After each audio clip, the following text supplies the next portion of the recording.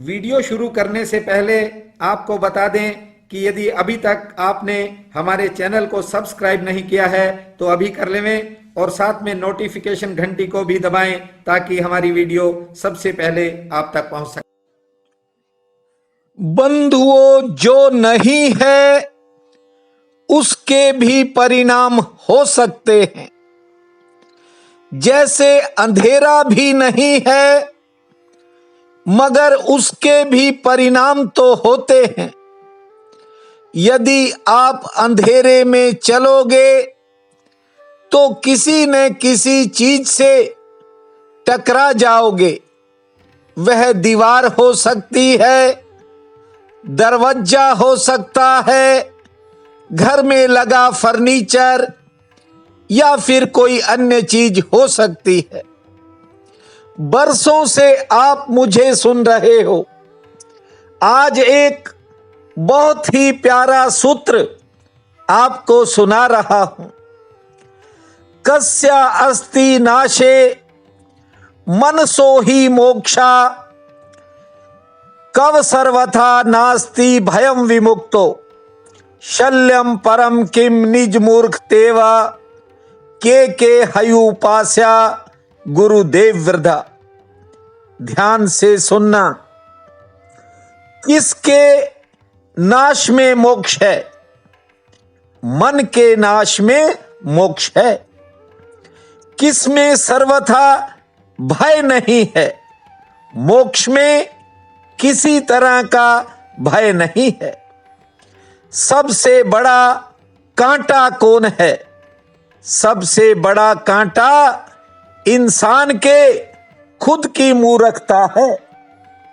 और कौन कौन उपासना के योग्य हैं? गुरु, देवता और वृद्ध, ये उपासना के योग्य हैं। बंधुओं, समझने का अब प्रयास करें।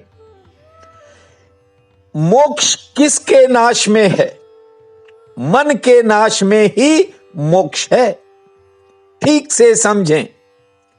इस संसार में मन ही बंधन है और बंधन भी ऐसा जो केवल हमारी प्रतीति में है। नाश करने को वस्तुतः कुछ भी नहीं है, केवल आंख खोलकर देखने की बात है और मन नष्ट हो जाता है। आंख बंद है तो मन है, आंख खुली कि मन गया। और ठीक से समझिए। मान लो सांझ का अंधेरा है, धुंधला मौसम है। कई बार इंसान रस्सी को भी सांप समझ लेता है और फिर डर के मारे भागता है, घबराता है। और कई बार तो कुछ लोगों का पैर फिसल गया, हाथ पैर की हड्डियां तक टूट गई। यूं भी हो सकता है कि कोई इतना घबरा जाए उसको हृदय का दौरा पड़ जाए, हार्ट अटैक हो जाए। जरा सोचो, वहां कुछ भी नहीं था, बस मात्र एक रस्सी थी जो टेढ़ी मेढ़ी पड़ी थी। सांप तो आपने थोपा है उस पर, तुमने जरूर देख लिया था। ये आपका विचार था, आपकी भ्रांति थी। तुमने रस्सी के ऊपर अपने डर को आच्छादित कर दिया था। सांप तो था नहीं और हड्डी आदमी की टूट गई। किसी के दिल को हानि पहुंच गई, हार्ट जो है कमजोर हो गया। कई बार कुछ लोगों का फेल भी हो जाता है। इसलिए बात को गहराई से समझने का प्रयास करें। बंधुओं, कुछ चीजें होती ही नहीं हैं, अंधेरा है ही नहीं, केवल मात्र प्रकाश की कमी है। एक छोटा सा दीपक आप जलाते हो, मोमबत्ती जलाते हो, एक दिया असलाई की सीख जलाते हो, अंधेरा भाग जाता है। भागता नहीं, क्योंकि प्रकाश होते ही अंधेरे का अस्तित्व मिट जाता है। उसका कोई अस्तित्व था ही नहीं। आपको लगता है कि अंधेरा दूर हो गया। अब कोई रोशनी ले आए रस्सी के सामने तो वो सांप नहीं है। आप पूछोगे कि सांप कहां गया? ये तो प्रश्न ही बेकार हो जाएगा। जब था ही नहीं तो फिर जाएगा कैसे? ये मन है, बार बार भटकाता है। इसलिए आपसे कहता हूं, एक बात ख्याल रखा करो। मन के नाश का ऐसा अर्थ मत लेना कि मन है और उसका नाश करना है, क्योंकि जो है उसका तो नाश हो सकता है, लेकिन जो है ही नहीं उसका नाश कैसे होगा? बस थोड़ा जाग कर देखने की जरूरत है। आज एक बहन का फोन आया, 40 मिनट बात करती रही और सारी बात का निचोड़ आपको बता दूं कि वह अपनी जेठानी से परेशान थी। वह ताने सुन सुनकर इतनी बेचैन हो गई कि आज उसने अपने मन की सारी भड़ास फोन में निकाल दी। बंधुओं, जीवन की वास्तविकता कुछ ऐसी ही है।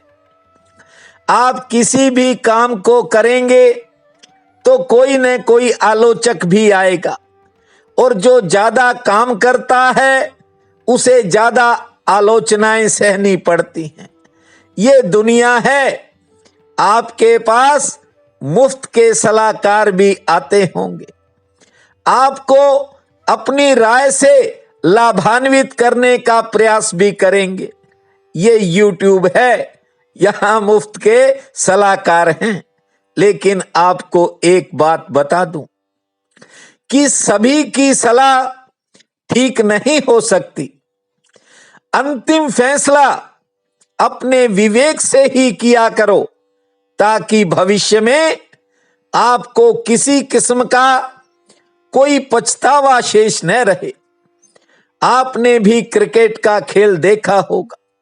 जब कोई बल्लेबाज क्रीज पर होता है तो सभी तरह के गेंदबाज अपनी गेंदबाजी के द्वारा उसे ललचाते हैं, लालायित करते हैं, लेकिन वह अपने मन मुताबिक चलता है। अंतिम फैसला बल्लेबाज ही करता है कि किस गेंद पर कैसा शॉट खेलना चाहिए। और यही बंधुओं जिंदगी का असूल है। अब वह बहन तो 40 मिनट बोलती रही, लेकिन उसकी बात एक कहानी में उसकी बात का जवाब दे रहा हूं। बंधुओं, पहले भी कई साल पहले मैंने ये सुनाई थी, आज फिर सुना देता हूं। एक बाप और बेटा गधा बेचने के लिए निकले। पिता गधे पर सवार था और उसका बेटा साथ साथ पैदल चल रहा था। बस थोड़ी दूर निकले, एक आदमी मिला। उसने कहा, देखो ये कैसा पिता है, खुद तो गधे पर सवार है, पुत्र को पैदल चला रहा है। उसकी बात सुनते ही पिता गधे से नीचे उतर गए और पुत्र को गधे पर बैठा दिया। थोड़ा आगे चले तो एक महिला मिल गई। उसने कहा कि कैसा बेटा है, बूढ़ा बाप पैदल चल रहा है और ये खुद मजे में सवारी कर रहा है। अब दोनों बाप बेटा सोचने लगे और दोनों पैदल चलने लग गए। थोड़ा आगे निकले, कुछ और लोग मिल गए। उन्होंने कहा कि कितने मूर्ख हो तुम दोनों, एक हट्टा कट्टा गधा आपके पास है, फिर भी सवारी करने की बजाय तुम दोनों पैदल चल रहे हो। अब उन लोगों की बात सुनी तो पिता और पुत्र दोनों ही गधे पर बैठ गए। थोड़ा आगे गए, कोई और आदमी मिला। उसने कहा कि तुम दोनों कितने निर्दयी हो, दोनों पहलवान जैसे लगते हो और ये कमजोर सा गधा इस बेचारे की सवारी कर रहे हो। ऐसा लगता है कि तुम इसे मार डालोगे। अब पिता और पुत्र दोनों ने उसकी जब बात सुनी तो दोनों नीचे उतर गए। जानते हो फिर क्या किया? दोनों ने मिलकर गधे को ही उठा लिया और जब बाजार में पहुंचे तो वहां लोग देखकर हंसने लगे, कहने लगे कि कितने मूर्ख हैं दोनों। कहां तो इन्हें गधे की सवारी करनी चाहिए थी और कहां ये दोनों गधे को ही उठाए फिरते हैं। बंधुओं, अब आपको एक बात बता देता हूं। पिता पुत्र ने विचार किया, बजाय लोगों की बात पर ध्यान देने के उस गधे से ही पूछा जाता कि क्या विचार है। जानते हो, उन्होंने पूछ ही लिया तो गधे ने उत्तर दिया कि मैं बड़े मजे में हूं। उन्होंने पूछा क्यों? तो गधे ने कहा कि जब मालिक उसका उपयोग करने वाले मालिक हो या उसका उपयोग करने वाला हो, यदि वह ही भ्रम में रहेगा, वह ही लोगों के बहकावे में आकर अटकता रहेगा, भटकता रहेगा, तो फायदा तो गधे को ही मिलेगा। कहने का मतलब है कि दूसरों के तानों पर ज्यादा मत टिका करो, क्योंकि इससे अधिक भ्रम हो जाएगा और काम यानी कार्य का जो परिणाम है वह बिगड़ जाएगा। मैं आपसे कहता हूं, आपको परमात्मा ने अच्छी बुद्धि से नवाजा है, अच्छे गुण दिए हैं, अच्छे विचार दिए हैं और आप सभी भावुक लोग हो। बस सुनो सबकी, लेकिन अपने निज धर्म को टटोलते रहा करो, अपने भीतर चलते रहा करो, कोई आपसे गलत नहीं करवा पाएगा। आज पोष कृष्ण पक्ष की षष्ठी है, बहुत बड़ा पुण्य काल रहेगा। उठते ही धरती मां को प्रणाम करना, 6 बार लंबी श्वास लेना और 66 बार ताली बजाना, 66 बार। फिर खुले आसमान को देखकर 2 पौधों को जल देना, सूर्य नारायण और पीपल देवता को भी जल देना। शनि देव महाराज का नाम लेकर अपने कामों की शुरुआत करना। तेल से चुपड़ी रोटी किसी कुत्ते को खिलाना। शाम को जोत जलाकर हनुमान चालीसा का पाठ करना। भूमा शनै शनै, भूमा शनै शनै, इस महामंत्र को जपना, समय आपका मंगलमय रहेगा। प्रिय बंधुओं व मातृदेवी शक्तियों, आज 25 दिसंबर दिन शनिवार है। आप सबको मेरा नमस्कार है। आज का राशिफल इस प्रकार है। मेष, आज कोई पुरानी बाधा दूर होने का योग है। परिणाम आपके मेहनत के अनुसार मिलेंगे। संतान संबंधी कामों में सफलता का योग है, से ठीक रहेगी। वृषभ, कारोबारी सितारे पक्ष में रहेंगे, उत्तम लाभ का योग है और कोई अच्छा समाचार आ सकता है। लेन देन से जुड़ी कोई बाधा में राहत मिलेगी, नया संपर्क बनेगा। मिथुन, यात्रा की कोई योजना मन में बनेगी, आमदन ठीक होगी। परिवार में किसी बात को लेकर थोड़े मतभेद बन सकते हैं। हां, आज कार्यक्षेत्र में थोड़ा उतार चढ़ाव भी रह सकता है।